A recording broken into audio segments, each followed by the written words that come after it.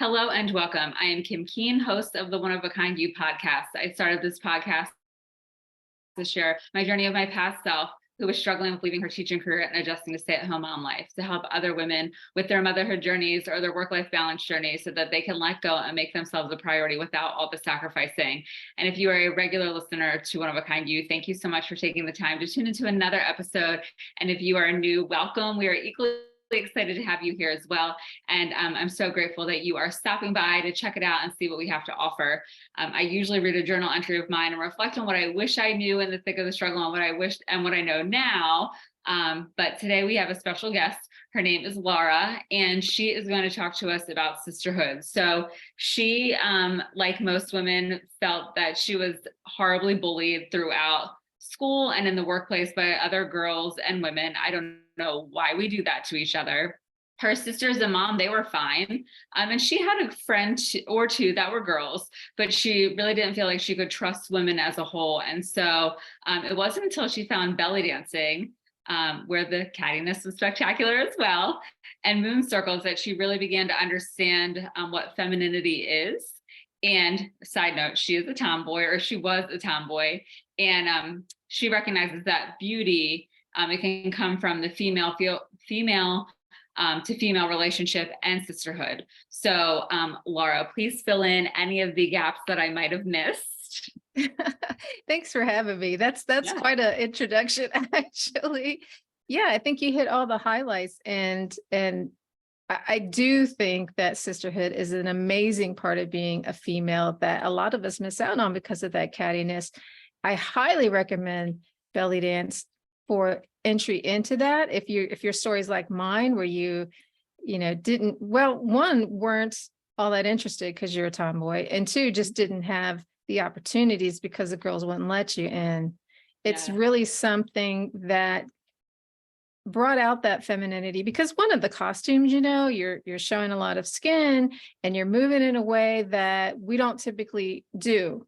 And it's very sensuous, and it's so in your emotions and all. So it just brought all of that stuff out. And it was a really great way to express all of that with other women in a safe space. And that was just amazing, because I had never had that before belly dance.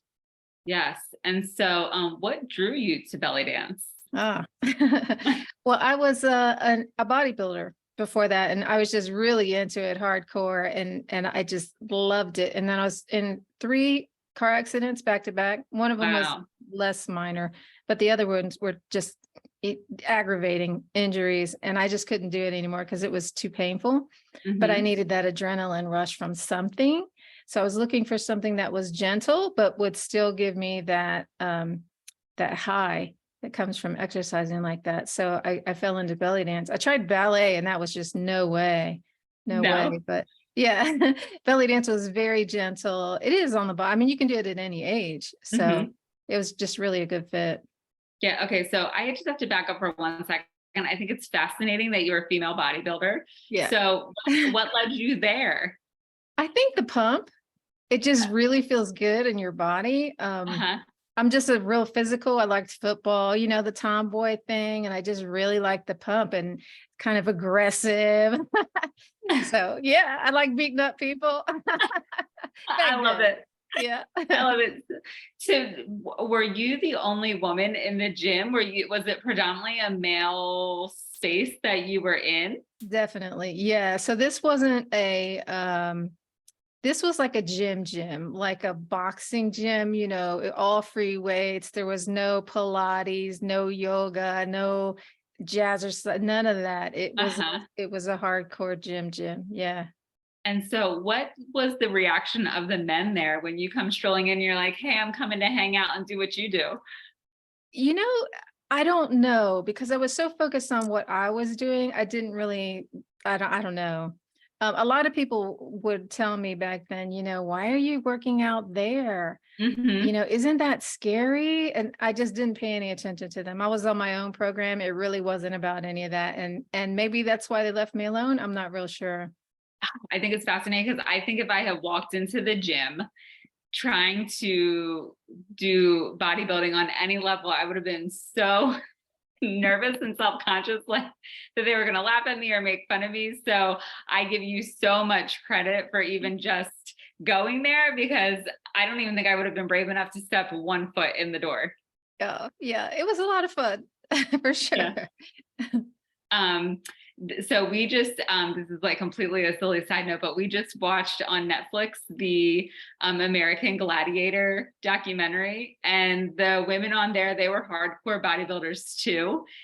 And so as you watch them, I'm like, oh, it just like, it made made the connection for me. And like you, they didn't care that it was like a male dominated industry. They showed up and they're like, oh, we're here and we can compete too. Yeah. Yeah. Yeah, the women on the circuit were amazing. They really are so supportive, and they're all about the business. That was one place where I didn't really see any cattiness. And maybe it's because there weren't that many of them. Hmm. They didn't have the fitness competitions that they have now. These were like, they look like guys, Yes. very muscly and sculpted, and yeah, it was a really different world. And I'm so glad I had the opportunity to dabble in that for a while. Yeah, so kudos, because I could never. Just the diet alone, for me is like a no-go. Yeah. So like full on kudos to you. And I just think it's also incredibly fascinating that you then went from bodybuilding to belly dancing, because I would think maybe a little bit opposite end of the spectrums.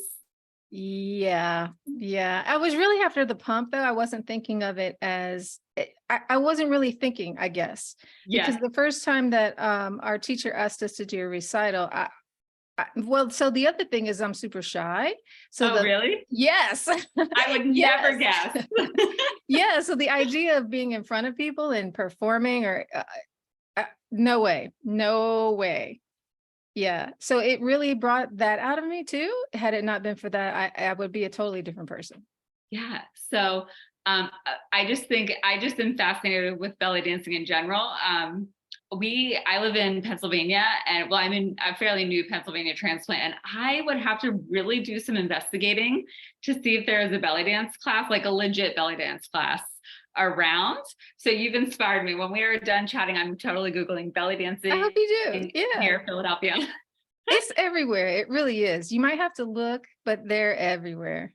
Yeah. So I feel like maybe it's still a little underground. Um, Maybe. so, so I think it's interesting too, though, because I feel like in a lot of situations where it's predominantly women, inevitably it ends up being a catty space, whether it's a work environment, a social environment.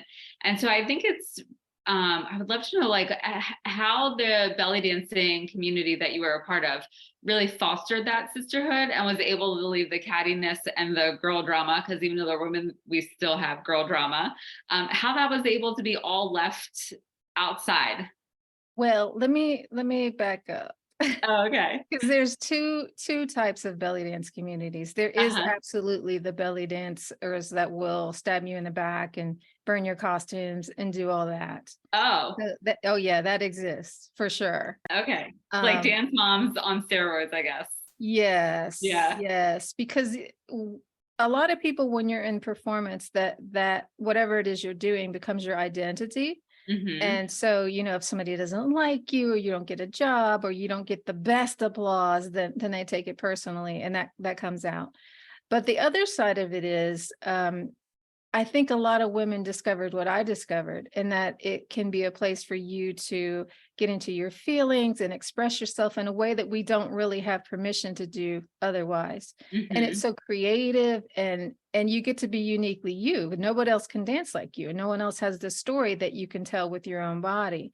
And that's just so rare and unique. And I think there's this kind of sense inside, hey, this is something special. Let's keep it.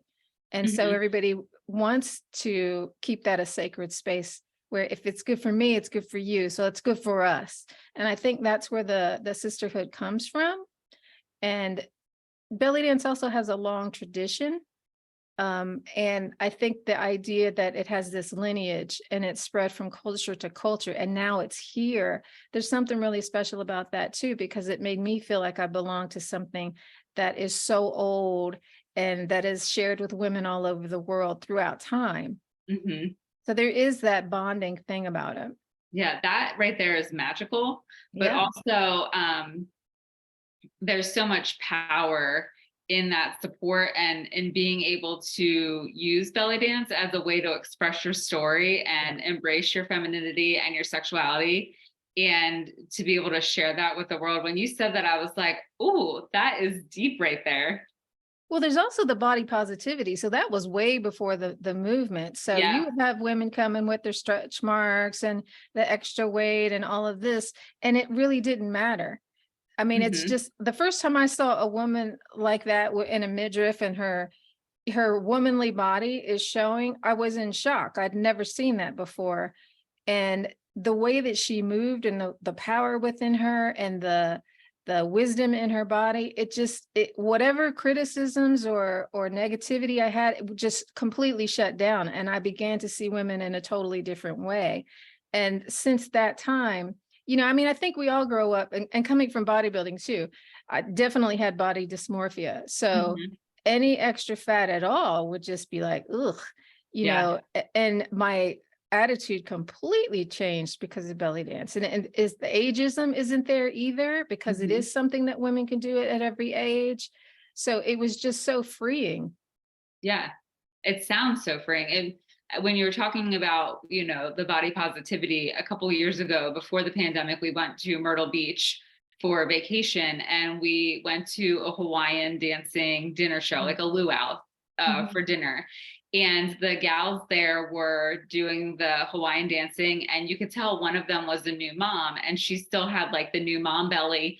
And she was able to just still, totally rock her Hawaiian dress, and she showed up with so much confidence, Yeah. and clearly wasn't bothered. And I just can remember thinking like, wow, that is amazing that she is still owning Yeah.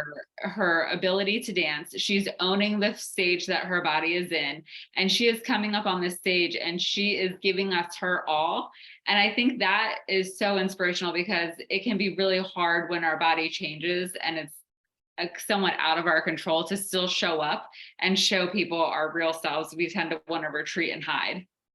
Well, that's one of the things that I do in my group. So we have the moon circles, we have Mhm. spaces for women, and we're getting ready to do this initiation into womanhood because we don't have them anymore. And I think when we honor the life cycles of women that we all go through, then Yeah, it starts to normalize that yes, your body is going to change. Once you have a baby, it's different. it is. And once your kids leave home, it's different. You're in a different phase. And in American mainstream society, we have permission to do only one thing, and that's seductress. You have to Yeah. look hot no matter what. You're 60, rock your mini skirt and your push-up bra and all that. And that's all we're allowed to be. And I think that's just ridiculous. Yes. It's funny that you say that, because when my younger daughter, I mean, my girls were still little at the time. They're almost 14 and 11 now. They were still riding in a stroller. And my husband is actually a couple months older than me. So I'm the younger one. But all jokes aside, we were at the mall and checking out, and my husband came up with the kids in the stroller, and the gal checking me out was like, "Oh, that's your husband?" And she looked confused. And I said, "Yes, that's, my husband and my two daughters." And she said, "Oh, I would have never guessed that that was your husband, because you look old enough to be on Wall Street and your husband looks like he's still in college." I was mortified, Yeah. because we were like 32, and I was like, "Oh my God, she just called me an old lady." Yeah. And it took everything I had to do to fight back the tears. Mm. And so now there are times where I still like have that run through my head, like, do I look like I'm on Wall Street? Like, that's silly, but it's true that we are, sort of boxed into this um this role where you have to always like look young and hot and attractive. And it's not okay to go to the mall in jeans and a t-shirt, because you might look like you're on Wall Street and your husband's going to look like he's in college, even though my husband had on sweatpants and a t-shirt and some sneakers. So like we were both dressed the same way. And for some reason he looked young and I looked old. So we're boxed into that role of like always looking young, always looking gorgeous, not allowing ourselves to age. And it's a lot of pressure. Yeah. I mean, it's not, you can't even really be a mom Yeah. A mom we think soccer mom, like you're not sexy anymore. Yeah. Once you have a kid, you are just not sexy anymore. And I think that's ridiculous too. Yes. I mean, we have far more to offer than just somebody to sleep with or somebody to have babies. Yes. So a friend of mine, she's 2 years older. So I just turned 41 last month and she is 43. She'll be 43 next month. And so she is starting to get wrinkles on her face, and she has lines at the corner of her mouth. And apparently they're called marionette lines because it's like a marionette puppet. And I didn't even know that those lines had a name. And she was contemplating when to start doing like Botox injections. And I was like, I am not doing that because A, it terrifies me to have a needle in my face. I don't even want a needle in my arm for a vaccine because I'm a baby. So the thought of having a needle in my face, no, thank you. But I said, to her, why do you feel like you have to cover that up? Like that shows that you're like, you get that from smiling. Like you are clearly smiling all the time. I don't know. I just can't fathom starting that. And that's what she said. She was like, well, I really want to start, but I know once I start, I won't be able to stop, because if I stop, then it will go back to looking wrinkly again. So I'm like, well, I think you just got to embrace it. Yeah. Yeah. The first time I started getting gray hairs, it was a shock. And I'm so glad that it happens gradually, because I needed that time to kind of get used to the idea. But Yeah. then really, I mean, if you're living life, it's going to leave some clues that it's been here and you've been there. And I Yeah. think it's kind of like that Japanese art thing of when they take the broken pieces and they put the golden in the middle. I think that's what we are. Everybody's going to have scars of some sort, inside or out. And I think those are the things that make us beautiful. And when you cover them up and you try to keep that sexy young image, then we're playing into this stereotype of this is what we're supposed to be. And I think older women, I think crones are the most amazing creatures ever. And I hope that I get to be one, because there's not a lot of old women who are old women. They're just trying to be the young one. And in order to get there, you have to have some life experience and you have to gain some wisdom from the things that you've done. And we don't do that if we don't evolve. Right. So if I'm always a girl, how am I ever going to be a crone? Right. Yes. And I think there's, my grandmother will be 92 in a couple of days. And she commented to me the other day that she's moving slower now because she's in her 90s, and she didn't get as much done as she wanted to because she spent a lot of time in the morning putting her face on. And I said, well, where did you go today, Mom, that you felt like you needed to put your face on? And she's like, oh, nowhere. I was home, but she has a boyfriend. And she was like, but if I don't put my face on, he's going to leave me. And I said, he is not. You look amazing for being almost 92. And so my daughters always jokingly say, because my grandmother's secret is oil Valet. Nice. And so she still uses it to this day, probably 80 years later. But my girls always say, we're going to use oil Valet just like Mom, so that we can look young when we're old like her. So even still at 92, like you're knocking on the end of your lifespan, and she's still worried about putting her face on so the boyfriend doesn't leave. I'm like, oh. That's funny. Yeah. I'm like, when I'm 92, I hope I'm over that and be like, look, this is what you see. This is what you get. Take it or leave it, buddy. Right. Yeah. I woke up like this, Right. Like embrace it. And this is it. So yeah. So clearly the pressure doesn't end as we get older. But I think the more that we have conversations like this, it gives women permission to end that crazy dialogue of like, oh my gosh, even at 92, when I'm just home for the day, I have to put my face on. Yeah, I do think it's changing, at least in the circles that I travel. We do the moon circles. I think that helps tremendously. We do stitch and bitch, and we have honest conversations about all kinds of stuff, about things that were abusive, about the way that we feel about things, relationships, dating, a menstrual cycle, anything. And because the space is so open, we learn that, hey, maybe that wasn't the right way to do things, or, maybe I need to stand up for myself. And I think it gives people power to make different choices. Because a lot of times if you don't have that, then you just accept what you think you're supposed to do. That's status quo. Yeah. Yeah. Yeah. So, so tell me more about your moon circles. So I got into moon circles. I don't know how I got into moon circles, but it's been a while. So clearly And it came to you because it was what you needed in that moment. So it just found probably, you. yeah, I'm sure. Yes. And it was kind of an extension of that belly dance energy, because I was not in belly dance anymore after that. And that's exactly what it reminded me of, is that purity. And I feel like I'm exaggerating or romanticizing it, but no, not really. In actuality, it does feel like this pure, sacred space where women can come, just be themselves, talk about what it is to be a woman, really, not this, I'm going to pretend to have it all together and I got my high heels on, and it's the real things. I got cramps today, Yes. and I'm moody, and I'm whatever it is, if you're having a great day, you can say that too, and we do. But it's being embodied.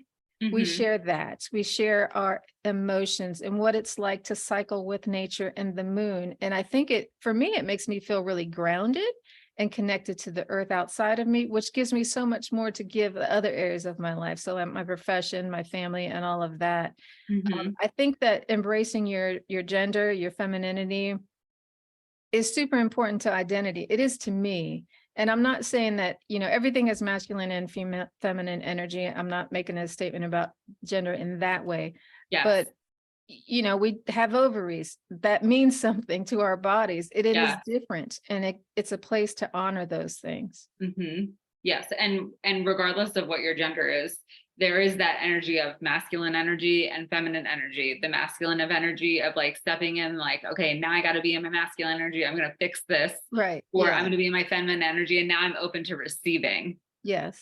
Yes. So I think that's super important, because before I learned about masculine and feminine energy, I was butting heads with myself, but also my husband, my kids a lot, because I didn't understand the energy behind those things. And I think too, as women, we're not given permission really to embrace the feminine, at least the way that I grew up, because we live in a masculine world. You got to perform like a man, you got to think like a man and fit into a man's world. And that's not who we are. That's not what our energy is. So in the moon circle, you have permission to let all that go and just come as you are. And that is just so refreshing. It's permission to just be yourself. Yes. And it's interesting that you remarked that we're in a man's world, because for a long time, I thought I wasn't a nurturing mom. So years ago, when I first started my healing journey after I left my teaching career, I was in therapy, and I said to her, like, I'm a horrible mother because I'm not nurturing enough. And, if my kids fall, I'm like, oh, you're fine. You're not bleeding. Let's go. Keep moving. Like we should give them a hug and console them. And she had to explain to me, she was like, most moms aren't nurturing because you're, as a mom, typically not in your feminine energy. And that's like a stereotype, like TV mom scenario. She was like, most moms are in masculine energy all the time because that's how you run a household, in masculine energy. And I just remember feeling like, oh, so I'm not doing it wrong. Thank God. Yeah. Yeah. And I'm glad we have places where we can talk about this stuff, because I'm sure lots of people feel like that. Yes. Yes. And even it's funny, even, as a former teacher, that's how I was as a teacher. Like, oh, you fell down on the playground. Nope, you're not bleeding. You're fine. Keep it moving. Go play. You only got 15 minutes left before we go back inside. And there were times she was like, oh, I should have, like said, oh, do you need a hug? Or, do you need a Band-Aid, even though there's no blood? And again, as a teacher, that's one of those roles where you're in masculine energy, because you got to make the ship run, and you don't have time for the feminine nurturing energy as a teacher. So there's so many different points in our life where, we would like to tap more into that feminine energy. It's just not always easy because you're making things happen. Yeah. Yeah. Yeah. It's exactly the opposite of that. Yes. So tell us a little bit about Stitch and Bitch, because I think that is the funniest name. So Stitch and Bitch is kind of the same idea. Back in the day, women would get together and they would sew. Yes. You know, they didn't have manufacturing, they had to make stuff, or they embroider, and you know, this is the way that they showed off their talents and things like that. And they would talk. Mm-hmm. You're focused on a task, and it makes it easier to talk because you're not looking at people, you're not on the spot. It's kind of like, I tell my clients to do this all the time. If you have to talk to your teenager, get them in the car and you're both facing forward, you're not looking at each other, they're more likely to talk. It's the same thing in a Stitch and Bitch. So if you're focused on, so you don't have to be sewing, but you could, you know, we're usually crafting of some sort. If you're focused on your craft, it's easier to slip something in that you might not normally say and get your feelings out. And it's, the culture of it is that what's said here stays here, and we're not judging anything. So people can say anything, and because they have that permission, they do. And sometimes people come and they're just like, well, there was no bitching. And typically we don't. It's Yeah. not like a gossip fest, really. It's more for people to just talk about what's on their hearts. And I think that might be because that's the culture of our group. I don't know that if you went to a different Stitch and Bitch that they wouldn't be gossiping and all of that, but we don't really do that. Yeah. Well, I think you've probably also initially set the standard for the intention of the group meeting and what the goal is with all of you ladies there. I'm a trauma therapist, so I'm always thinking about safety. So you're probably right. Yeah. So that way, you know, people knew what was like a safe thing to say and a non-safe thing to say, Yeah. with still having this space to share what's on their heart. Yeah. Now you could come in there and gossip, and that happens every now and then. And people will give you, you know, they'll listen to you and it's respectful, but we typically don't chime in. Mm-hmm. Yeah. Yeah. And that too, it allows the person to say what they need to say and feel seen, Right. but then move on. So it's doesn't become the theme of that night's session. Yeah. Yeah. We try not to make it negative. Not that that's purposeful, but I think everybody just, it's cultivated. I think, you know, when you get with certain people who you feel good with, you want to keep that good feeling going. So you're, I mean, you can make it negative or go down if that's where you are, but we typically don't. Yeah. I just think it's really, it's a beautiful gift that you are giving women this safe space to foster sisterhood, since that's often not what we receive from other women in our lives, whether it's school or work. We just went to lunch with a school friend of my daughter's, and the mom and I were talking about the bullying and the girl drama that happened last year. And it's crazy what these middle school girls say to each other, especially behind a cell phone where they're not doing it face to face. And it's like, ooh, that was a dirty dig right there. And you wouldn't have said that to her face. So we shouldn't be saying that over cell phone text messages either. So it starts young. And so fostering that, hopefully, you know, it's figuring out a way to foster it for them when they're younger, so that we can create that sisterhood as they get older. But if we don't have it in the younger years, at least we know we get it in the grown-up years. Yeah. Kids today have it so much harder, I think. I don't know what I would have done if people were saying things about me online and, you know, all the memes and things that they do now. I think it is so much worse. Yes. And I thought we had a bad life back in the day with passing notes, but at least that note could be ripped up and thrown in the trash, never to be seen again.